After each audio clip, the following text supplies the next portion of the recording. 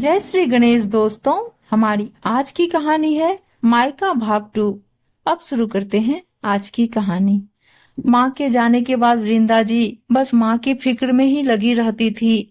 जब बेटा खुद आकर ले गया और माँ भी जाना ही चाह रही थी, तो वृंदा जी चाहते हुए भी माँ को रख नहीं पा रही थी। ये सब देखकर एक दिन नैना ने कहा, नानी से एक बार मिल ही आइए, आपको भी तसल्ली हो जाएगी। दूसरे दिन मन न माना और वो सुबह ही माँ को मिलने चली गई। बोलकर गई थी शाम तक आ जाऊंगी, पर दोपहर में ही वो घर आ गई। वृंदा जी के उदास और आंसुओं से भरे चेहरे को देखकर नैना घबरा गई। क्या हुआ मम्मी जी, नानी ठीक तो है ना? आप तो शाम को आने वाली थी, अभी ही आ गई। नैना ने पूछा। क्या बोलूं नैना, मेरे जैसा मायका भगवान किसी को ना दे। आज वहां गई तो पता चला छोटा भाई आया हुआ है, वो माँ को लेकर जाने वाला है। पता नहीं ऐसी हालत में कैसे जा पाएगी। और तो और कुछ देर को वृंदा जी चुप हो गई। तभी उनका बेटा चिंतन भी घर आ गया। अपनी माँ को देखकर पूछने लगा, क्या हुआ? नानी से मिलने गई थी ना, वो ठीक तो है? चिंतन, क्या बताऊं बेटा, माँ को भी जाने कितना कष्ट लिखा है। दोनों मामा उस घर के लिए नानी को अपने अपने पास लेकर गए हैं। उनको कोई मतलब नहीं माँ से, बस किसी तरह उसके हस्ताक्षर करवाकर घर जमीन सब अपने नाम करवाने की होड़ में लगे हैं।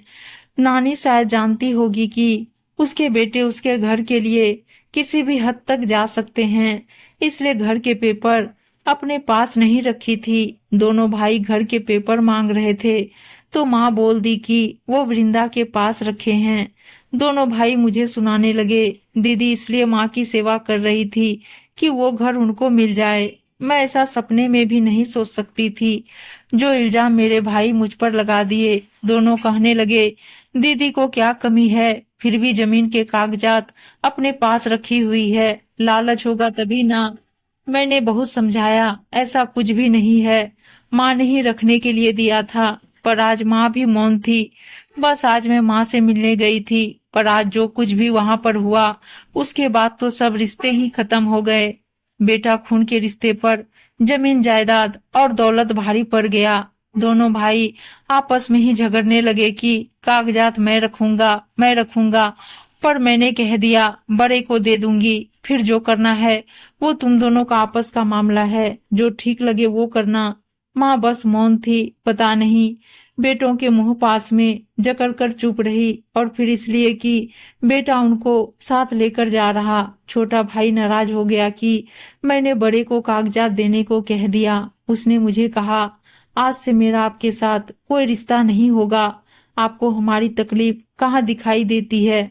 दोनों भाई चाहते थे माँ उनके कहने पर घर के 2 हिस्से कर दे और मैं भी उनकी हाँ में हाँ मिलाऊं, पर मैं ऐसा क्यों करती? वो माँ की मर्जी, जो करना चाहे करे। बस फिर तो दोनों भाइयों ने मुझे भला बुरा सुनाकर कहने लगे, आपको तो हमारी हालत दिखती नहीं, खुद तो मजे से रह रही हैं। अब मैं खुद तुम लोगों के साथ रहती हूँ, मैं उनकी क्या मदद करूंगी? वैसे भी महीने का खर्च तो उनको खुद उठाना होगा ना। मुझसे उम्मीद करते हैं, ये कैसे संभव हो सकता है? आज तो दोनों ने बड़ी बहन का भी मान न रखा। मैं आने लगी तो किसी ने रोका भी नहीं। आज मुझे अपने मायके में बहुत अजनबीपन का एहसास हो रहा था। शाम को बड़ा भाई आकर कागजात ले जाएगा। वैसे भी आज जो लांछन उन लोगों ने लगाए हैं, उसके बाद मेरा भी दिल उन दोनों से फट गया है। बस मैं इस बात के लिए शुक्रगुजार हूँ कि माँ के लिए अपनी तरफ से फर्ज निभाने में किसी तरह की कोई कमी नहीं की। शाम को भाई आकर कागजात ले गया। वृंदा जी के लिए दोनों भाइयों के दिल में बेवजह की नफरत ने खून के रिश्तों को खोखला कर दिया था। वो सोचने लगी, पता नहीं किसके पास कागजात रहेंगे, कौन माँ को रखेगा।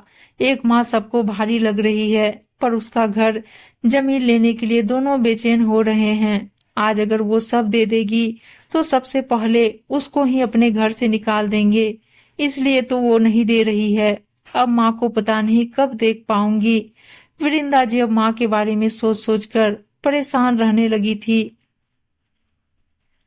क्योंकि दोनों भाइयों ने वृंदा जी से बात करनी बंद कर दी थी। इसलिए वो अब माँ से बात भी नहीं कर पाती थी, क्योंकि माँ को फोन चलाना नहीं आता था, ना ही उनके पास कोई फोन था।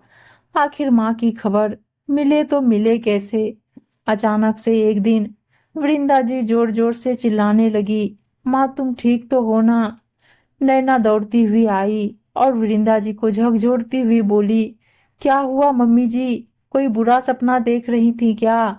वृंदा जी घबराकर आंखें खोलती हुई बोली, वो माँ के बारे में सोचते सोचते आंख लग गई थी। सपने में देख रही थी वो मुझे बुला रही है। नानी जी ठीक होंगी, आप परेशान मत होइए। रुकिए, मैं मामा जी को फोन करके पूछ लेती हूँ। आपसे बात नहीं करेंगे ना, पर मुझसे तो कर ही लेंगे। कहते हुए नैना ने मामा को फोन कर दिया।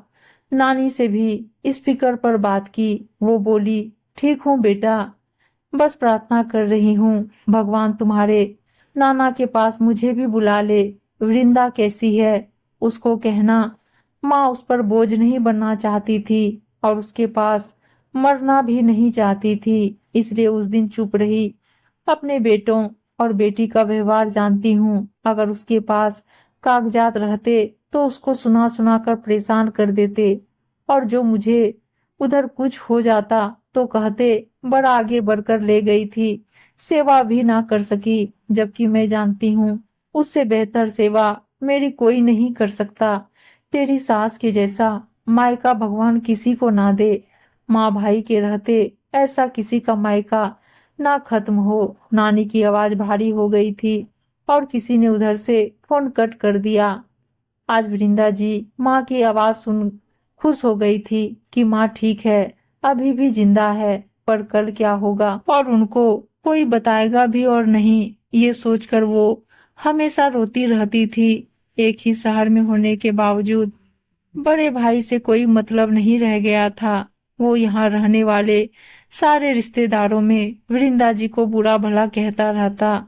ये सब बातें जब उन्हें पता चलती, उन्हें बहुत दुख होता कि कैसे ये भाई हैं जो अपने ही खून के रिश्ते को मजाक बनाकर रख दिए हैं। भाभी तो वैसे भी कभी किसी का लिहाज नहीं करती थी, खुद को ज्ञानी समझती थी, पर बात तक करने का शऊर नहीं था।